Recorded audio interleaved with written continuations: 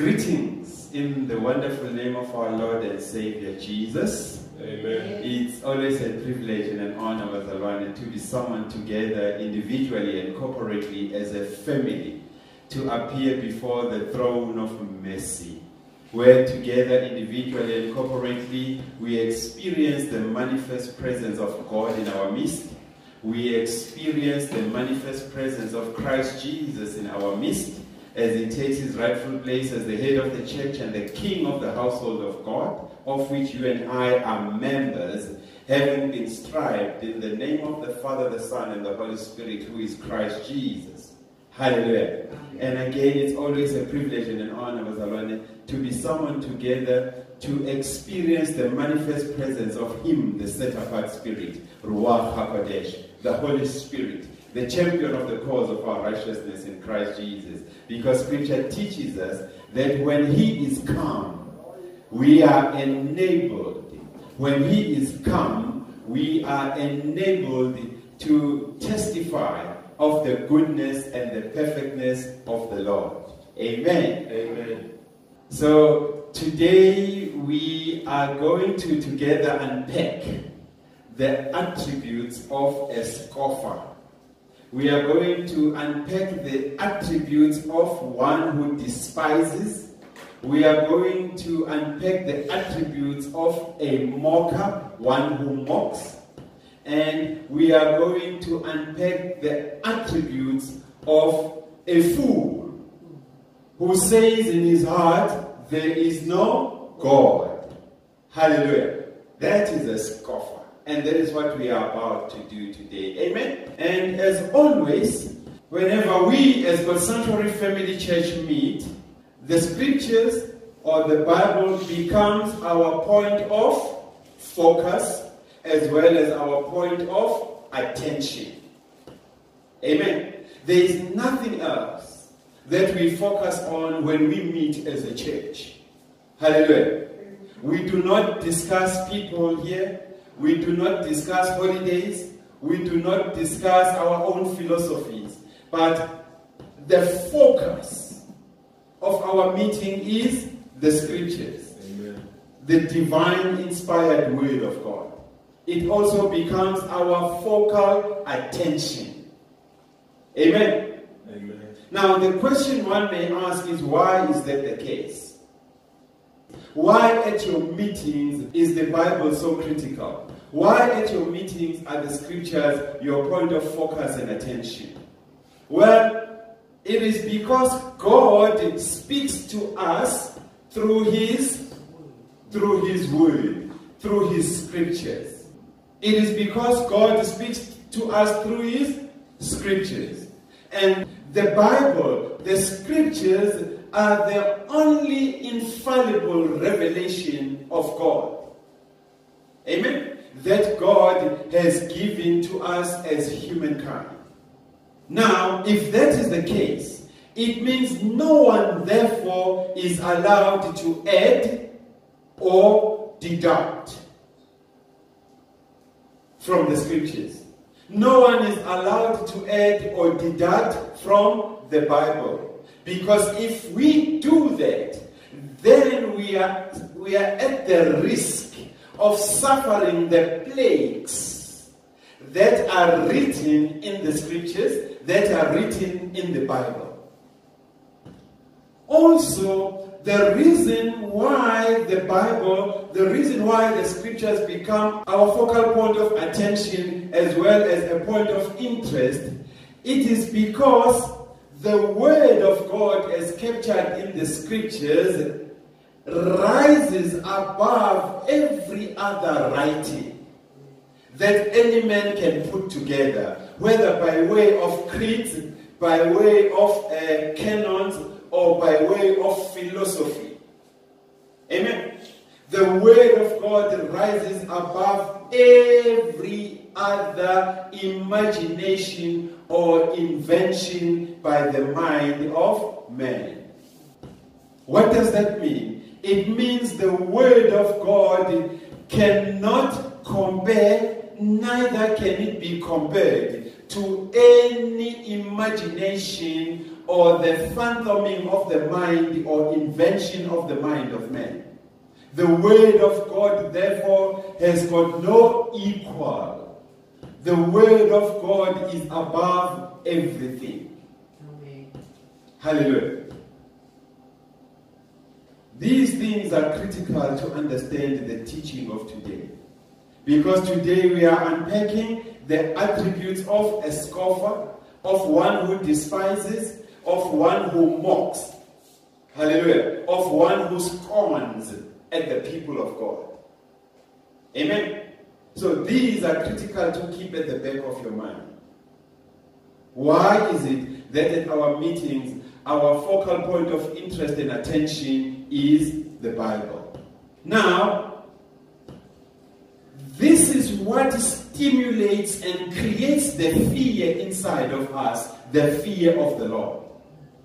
Hallelujah. It is this knowledge of what the Bible is. It is this knowledge of what the scriptures are capable of. And it is this knowledge of knowing who divinely inspired the writing of scripture that has put us in a position of fearing the Lord. Hallelujah. So that always in our meetings, we see to it that we keep precept upon precept and line upon line. So that we bring not our own private agendas or additions to the scriptures to confuse or to bring disrepute into the ecclesia of God. Now, according to scripture, when you have the fear of the Lord, God in person credits you. He imputes in you wisdom. Hallelujah. Hence scripture says, the fear of the Lord is the beginning of wisdom. Without the fear of the Lord, wisdom is absent in you and I. Hallelujah. This is the fear, yes. This is the fear of the Lord that has made God grant us wisdom. Hallelujah. Now, when you have the wisdom of the Lord, you are able to cut and separate the truth from the lie. Amen. God empowers and enables you to operate and function by His Spirit, so that in whatever situation that you are facing, you are able to use the scissors of the Spirit of the Lord to always cut the lie from the truth, to distinguish between the lie and the truth, fake and genuine, good and bad. Hallelujah. It is also this very same fear of the Lord that makes this church, God's Sanctuary Family Church, in the bigger body of Christ, not to exalt persons. Hallelujah. We do not exalt people in this church. That is why even your pastor, Pastor T, and his council cannot be referred to as spiritual fathers, because only God qualifies to be called spirit, because God is spirit. Hallelujah. So I am a mere mortal man, and I cannot even trespass into the area of the spirit and assume a title of a spirit father. I am not your spiritual father. Hallelujah. Amen. I'm a servant of God, the Most High. I'm a shepherd. I'm a prophet. I'm a teacher. I'm an apostle. Hallelujah. Those are titles that have been given to me by Christ Jesus. I'm an evangelist. Amen. But when it comes to the realm of the Spirit, Scripture teaches me, because I'm a student of the Holy Spirit, and this church are students of the set apart Spirit, and we know that only God is Spirit. Hallelujah. In this church also, we do not exalt material possessions. Hallelujah. Amen. In this church, we do not exalt people based on material possessions. You will not be ordained in this church to a position in the council just because of the car that you are driving, or the suburb in which you stay, or the education that you possess, or the title or position that you hold at work. Those things do not qualify you at the sanctuary to be appointed or ordained into the office of a priest, into the office of a pastor in this church. Hallelujah. Amen. The same is true also in this church. We do not exalt the philosophy of men. Hallelujah. We do not exalt the philosophy of men, but we only exalt Christ Jesus. The scriptures in the book of John 12 verse 32, Jesus is speaking to this church, God's Sanctuary Family Church, saying, God's Sanctuary Family Church, if I be lifted up from the earth, amen? If I be lifted up from the earth, I, Christ Jesus, will do what? Will draw all peoples to myself. Hallelujah. I will draw all people unto myself. This is why we exalt nobody in this church but Christ Jesus. Because scripture teaches us that God's Sanctuary Family Church in the bigger body of Christ, there is no any other name under the heaven given to man by which man can be saved except the name of Christ Jesus, Yahshua HaMashiach. Hallelujah. There is no any other name. That is why in this church, we do not exalt anything outside of the scriptures. Hallelujah. Here we are about obedience, we are about submission, and we are about complete surrender to the Lordship of Christ Jesus. And therefore, that tells us that our own agendas do not have to be given a platform in this church. Hallelujah. How you feel about the dress code of a pastor, the car he drives, the choir of the church. Hallelujah. Amen. It doesn't matter here. Amen? Whether you believe Rinaria Shayeja, Kheribina, Rishayajalam, Mudimu. Whether we are off key or on key, but as long as we step into the presence of His holiness, my God, whether Shayeja or no Shayeja, we worship our God. Amen. In spirit and in truth. Because that's the type of worship that our God is looking for from us. And that's what He requires from us as well. Hallelujah. These things are critical in understanding the attributes of a scoffer. And how can you avoid being a scoffer yourself without you being aware and unsuspecting? Where by default, you just stumble into the company and the council of scoffers. Amen? Amen. So it's critical that you belong to a church that will alert you, that will put signs on your Christian walk, so that you are careful.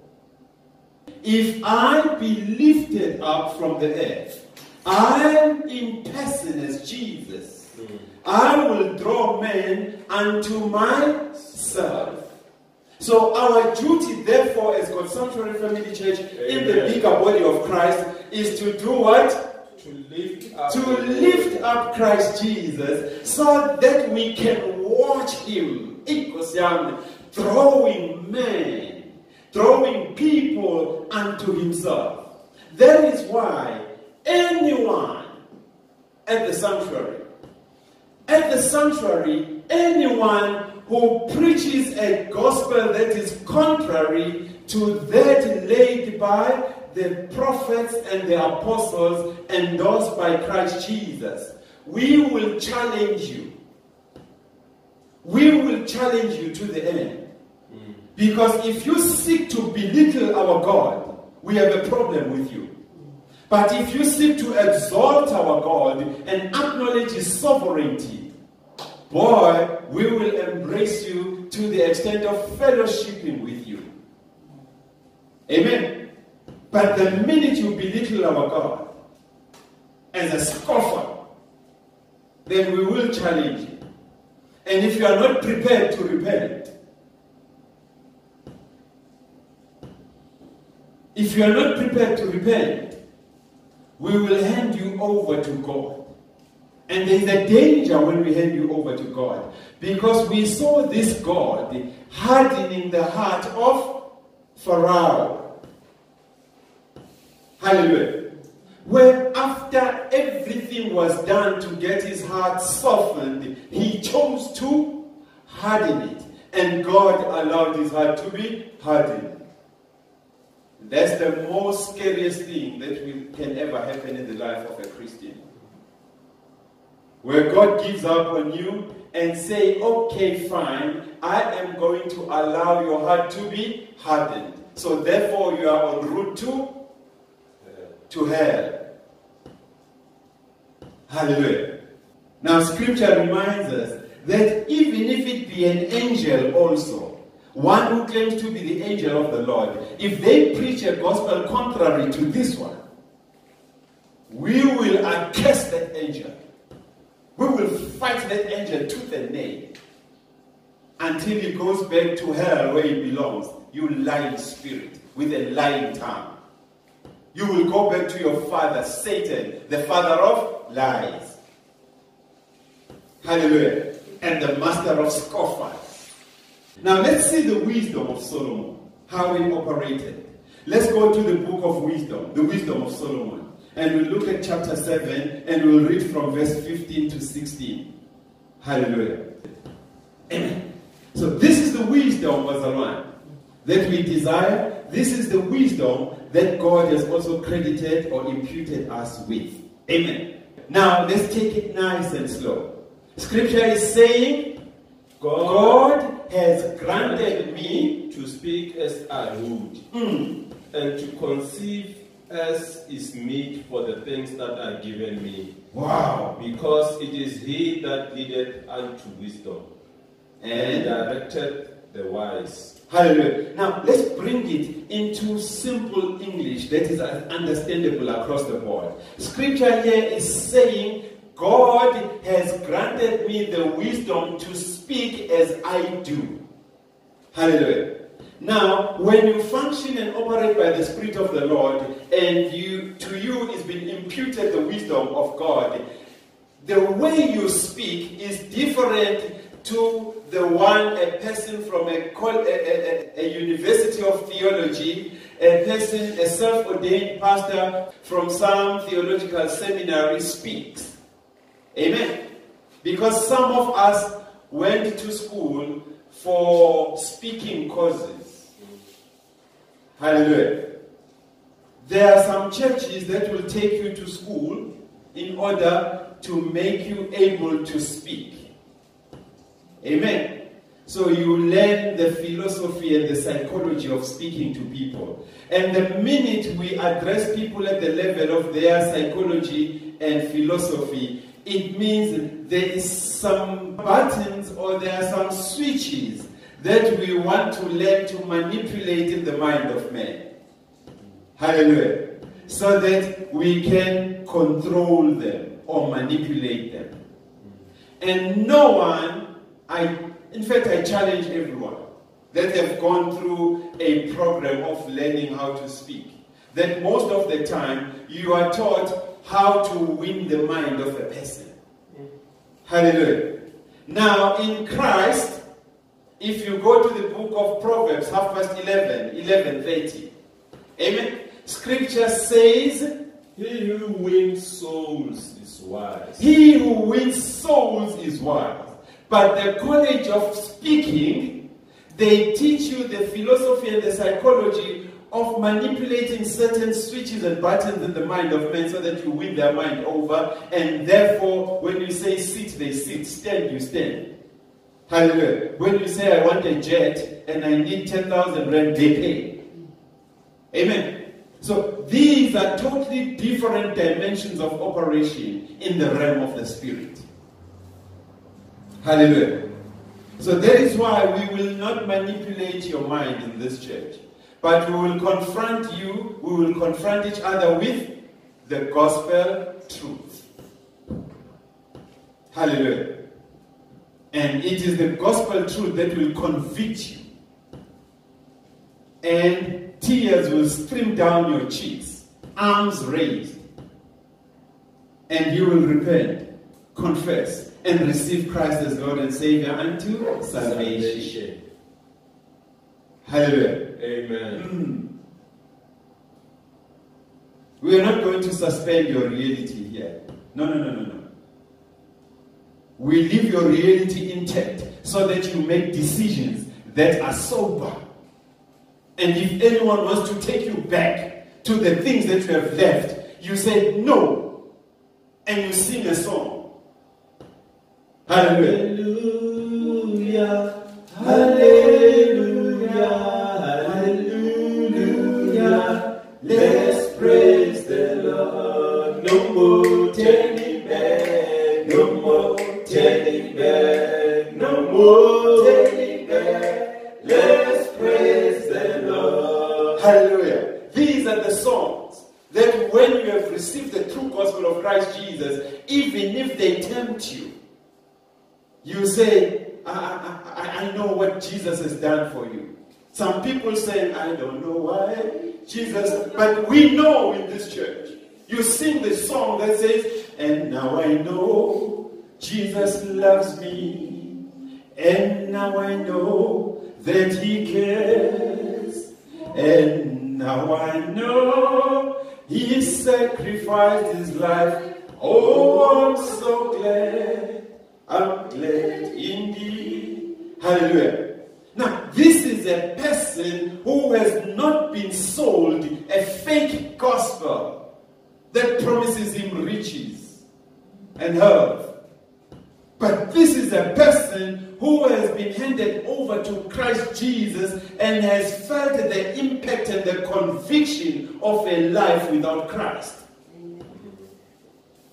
And they will tell you, I've been there. These are the people who, when they visit your church and you serve them wine with a 7% alcohol content, they say, I ain't gonna partake of this. Hallelujah. Because I know the effect of alcohol in my blood and in my life. The spirit alcohol. I know the effect. Hallelujah. These are critical to understanding how you can become a scoffer yourself. And it's important that we understand them. Hallelujah. Now, in simple terms, verse 15 of the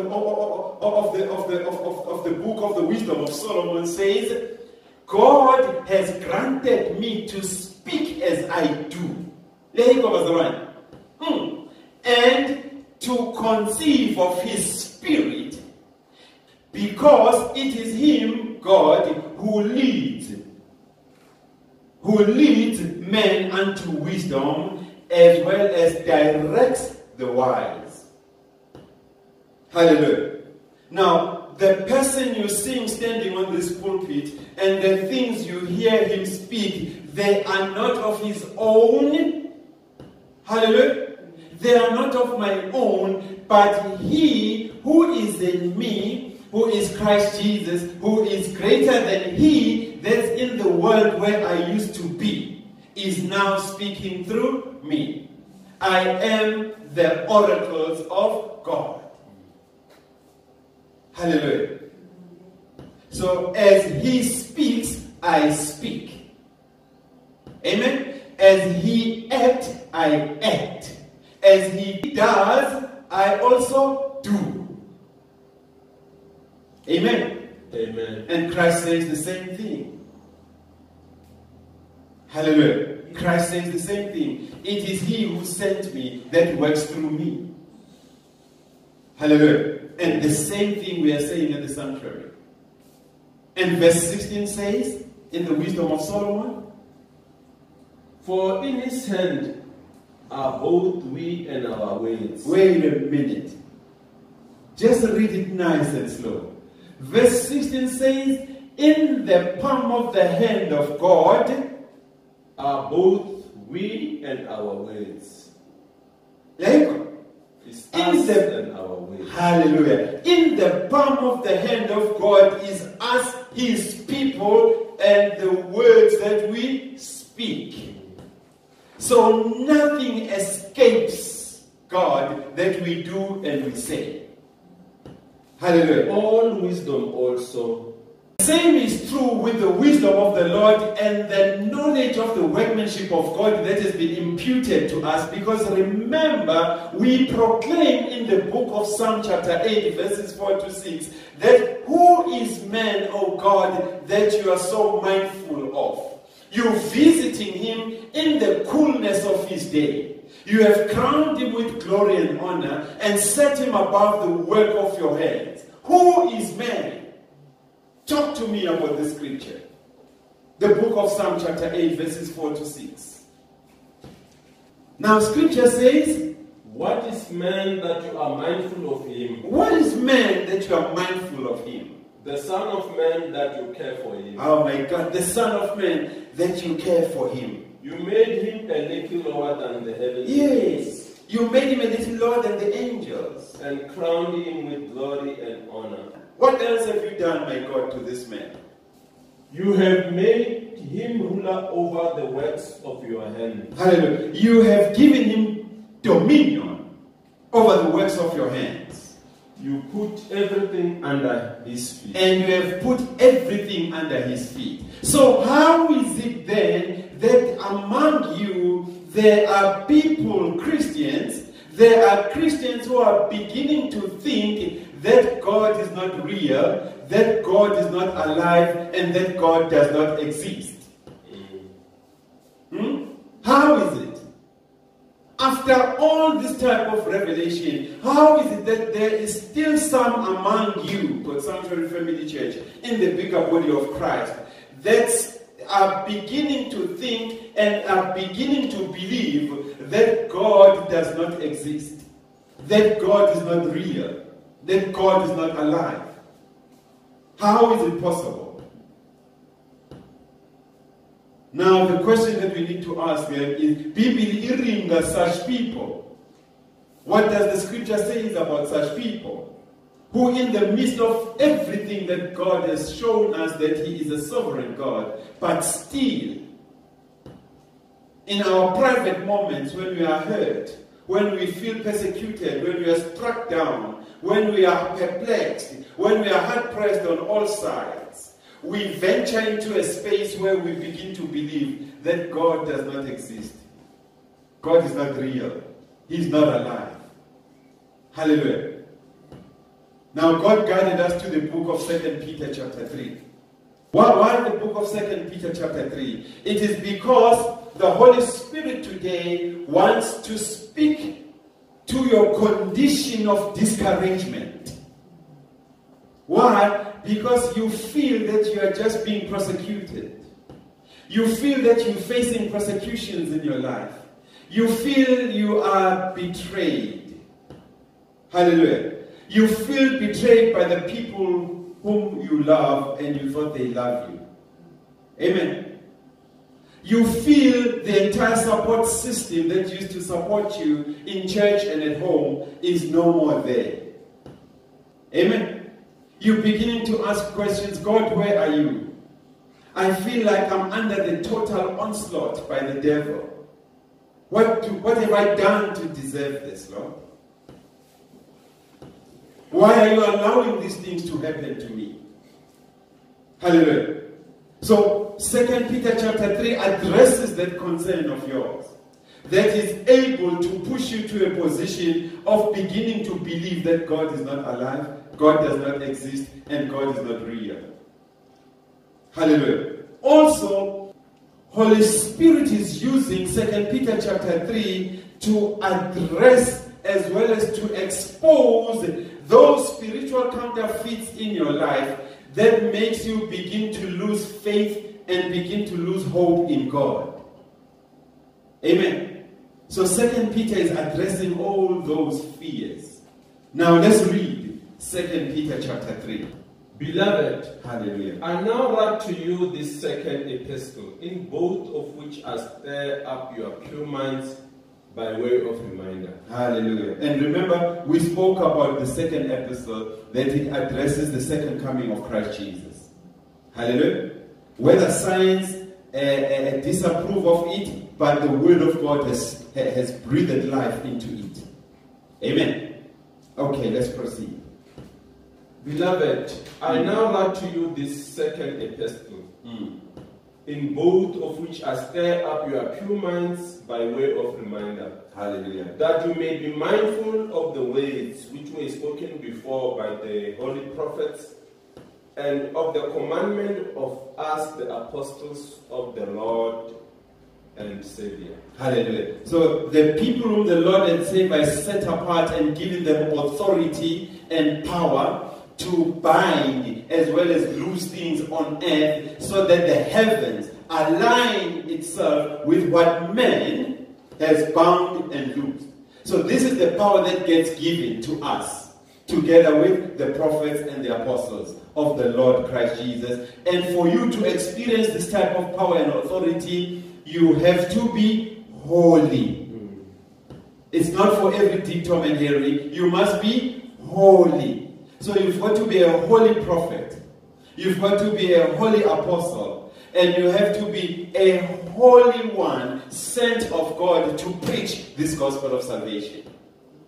Amen? Otherwise, you will lack the power to bind and the power to loose. And mind you, that power is invoked in the name, not in your name. Hallelujah. So you are given authority to invoke the power to bind and to loose in the name of Christ Jesus. Are you with me, Brother Ron? Not in the name of Pastor Twala or the sanctuary. Talk to us on this. Knowing this first, you've got to know this first. That scoffers will come, and scoffers are here in the last days, walking according to their own lust. And these people are walking to their own lust, and they are not quiet, they are talking. And saying, and there's things that they are saying. Where is the promise of his coming? Hallelujah. Where is the promise of the coming of Christ Jesus? For since the fathers fell asleep, for since our fathers fell asleep, all things continue as they were from the beginning. All things continue as they were from the beginning of creation. Now, for us to deal with this statement of the scoffer, we got to remind ourselves again of who a scoffer is and what the attributes of a scoffer are. Hallelujah.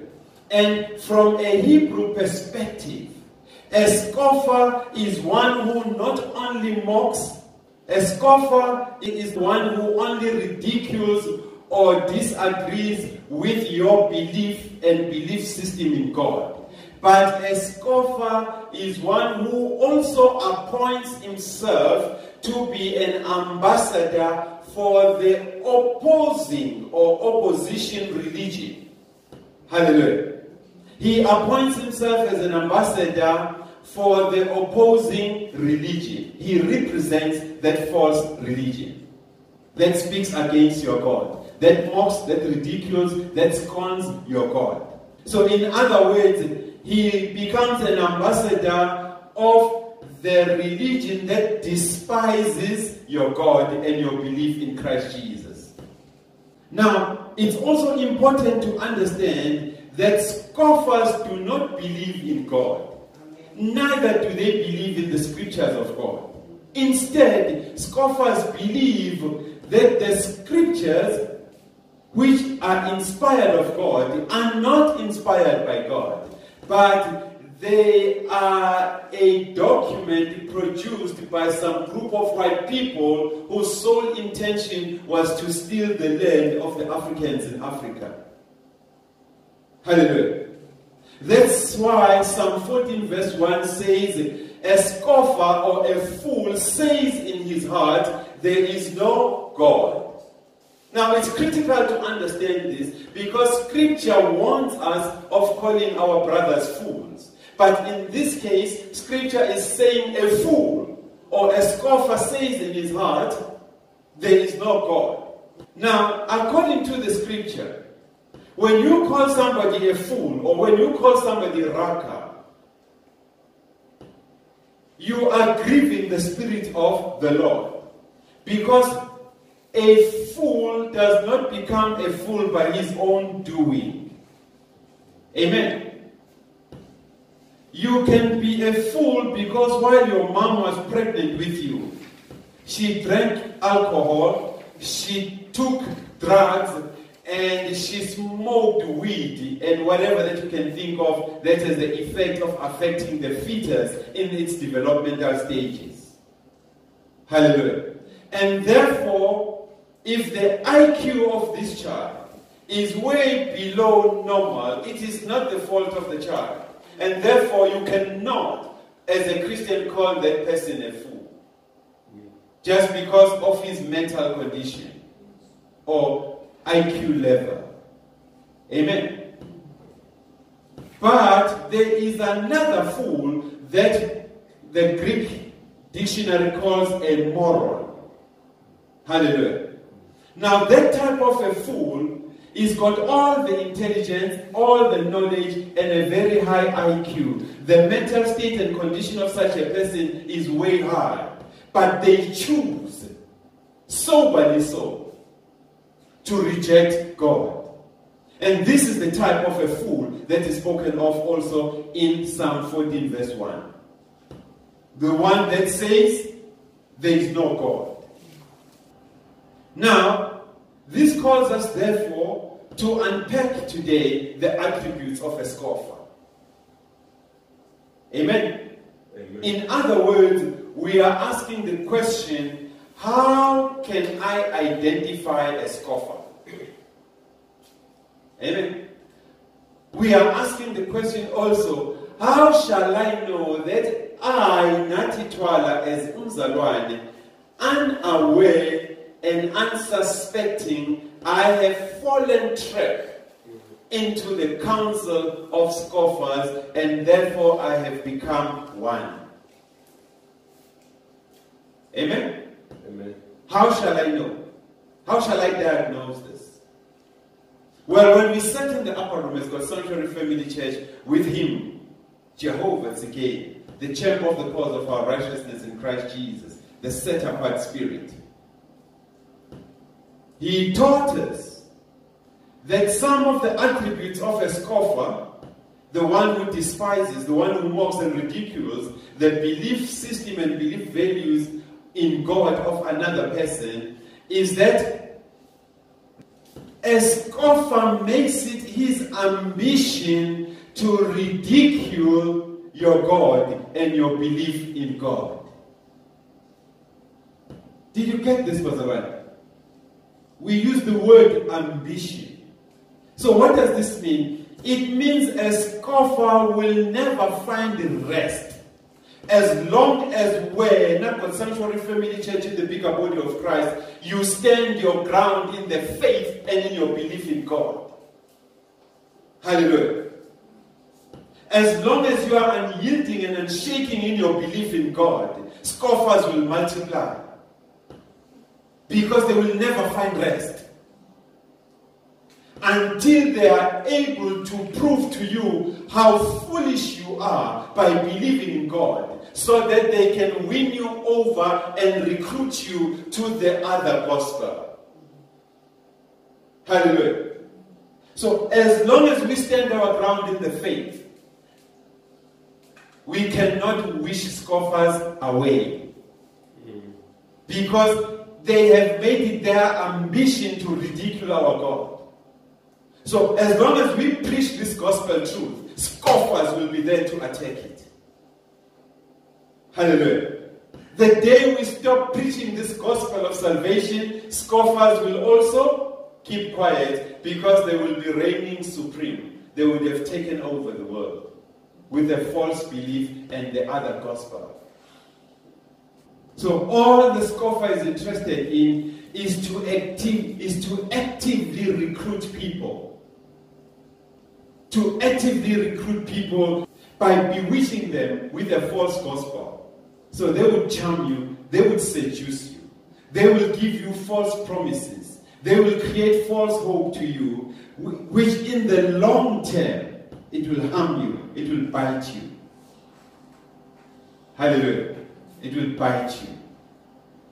Like we said, a scoffer will say in his heart, there is no God. Scripture says, judgment is reserved for scoffers, for their tongue is able to set in flames the entire city, the entire village, the entire township. That you will get in the book of Proverbs 19 verse 29, as well as Proverbs 29 verse 8. Hallelujah. And that is the warning that Scripture is giving us. Judgment is reserved for scoffers. Why? Because the tongue of the scoffer is able to set aflame or to set into flame the entire city. And by definition, a city constitutes of villages surrounding it. It consists of townships surrounding it. Amen? As well as the suburbs that are born out of the business that is conducted in the city. Hence the term CBD. Hallelujah. Scripture warns us again in the book of Acts 13, verses 40 to 41, saying, God's Sanctuary Family Church, beware thereof. Beware therefore, lest what has been spoken in the prophets come upon you. Lest what has been spoken in the prophets comes upon you. Now the question is, what has been spoken by the prophets? And which prophets had captured this in particular? Now when we sat in the upper room with him, the Spirit of Truth, he guided us into the book of Habakkuk, the prophet, in chapter 1 verse 5. Now that prophecy is now captured in the book of Acts chapter 13 verse 41, saying, Behold, you despisers. Behold, you scoffers. Behold, you despisers. Marvel and perish. Marvel and perish. For I am working a work in your days. This is Jehovah God now speaking. A work which you will by no means believe. A work which you will by no means believe. Though one were to declare it to you. Even if I were to send a preacher unto you to preach about it, you would not believe it. Because your spiritual eyes have been blinded. Therefore, you ought to choose wisely. Proverbs 13:20. You ought to choose wisely. Hallelujah. Do not listen to the counsel of the scoffers. Choose wisely. And Proverbs 13, verse 20, guides us as to how we ought to choose wisely and not sit in the counsel of scorners or scoffers. And Scripture says, he who walks with wise men, hallelujah, he who walks with wise men will be wise. Will be wise. So surround yourself with the counsel of wisdom so that you be wise. But he who walks in the companion of fools, you are running the risk of suffering serious harm and destruction. So I think it's important that we conclude therefore on today's teaching. That based on the scriptures and the teaching that we have gone through thus far, that it's clear that we cannot escape the presence of scoffers as Christians. Hallelujah. We cannot wish them away. They were active in the time of Christ Jesus, and they are still as active as they were in the time of Christ Jesus as they are active today. We continue to hear from them. 2 Peter chapter 3 verse 3. That scoffers will come, and they are here. Hallelujah. And what are they doing? they are walking according to their own lust. They are not guided by any scripture or scriptural protocols. Hallelujah. But the minute you proclaim Christ Jesus as Lord and Savior, they wake up. And what do? They despise your God. They ridicule, they mock you, and they disagree with your belief in God. Amen. Now what does 2 Timothy chapter 3 verses 1 to 5 say? But know this. Know this. In the last days. In the last days. Perilous times will come. Hallelujah. Perilous times will come. For men will be lovers of themselves, lovers of money, boasters, proud, blasphemous, disobedient to parents. Hallelujah. Unfaithful, unholy, Yes. unloving, unforgiving, Yes, Lord. slanderous, without self-control, Oh my God. brutal, despisers of good. Perilous times and perilous men. Can you hear what perilous times and perilous men are capable of doing? And these are scoffers. Hallelujah. They are here. And they are on a mission. And Mfundisi has stated what their mission is. If you read all what Mfundisi has said, you can conclude that their mission is to do what? To bewitch the church of God. Hallelujah. They are to bewitch us with a false gospel, a gospel that is able and capable to make us question the existence, the reality, and the liveliness of God in our lives. And we are seeing these things today as a church. Hallelujah. Churches have become liberal. If the church is not liberal, there will be no numbers in the church. You are too strict in route. You are hurting us with the gospel truth. Can't we just have a good time in the presence of God? We are seeing churches preaching on evolution on the pulpit. We are seeing churches embracing and adopting scientific materialism right on the pulpit. We are seeing the re-emergence of atheism, Gnosticism, and Scientology in the church today. People are proving God or disapproving God through science. Some sermons are prepared based on quantum physics to impress church members who are academic.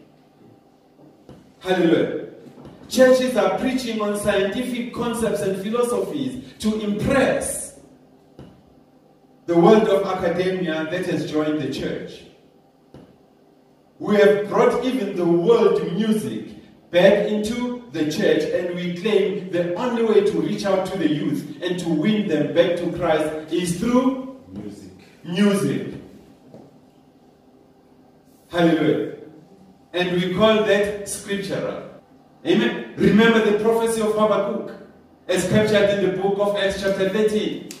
Habakkuk chapter 1 verse 5. But it is captured in the book of Acts chapter 13. Let's read the prophecy again, because there is a warning that is captured in it. Beware thereof. Beware, God Sanctuary Family Church. Lest what has been spoken in the prophets come upon you. Lest what has been spoken in the prophets comes upon you because of your disobedience. Behold, you despisers, marvel and perish.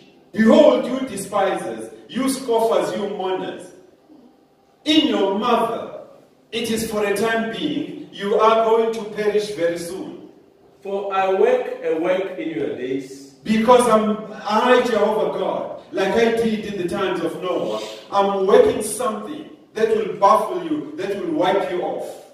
A work which you will by no means believe. A work which you will by no means believe. Just like they did in the time of Noah. They were crying to Noah, Noah ribulele munya. Hallelujah. But Noah had preached to them that God is about to do something extraordinary that has not been done before. Come into the boat. But they chose not to.